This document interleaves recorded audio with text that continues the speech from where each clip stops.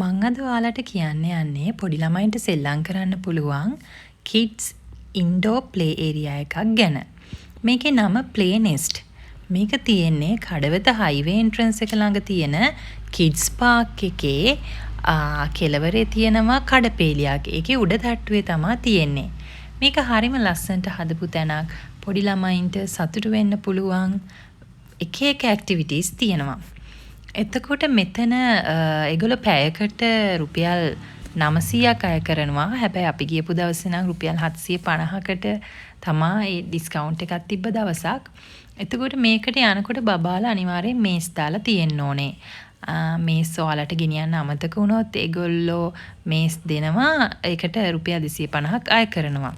ඒක නැවත ගෙදර ගෙනියන්නත් පුළුවන්.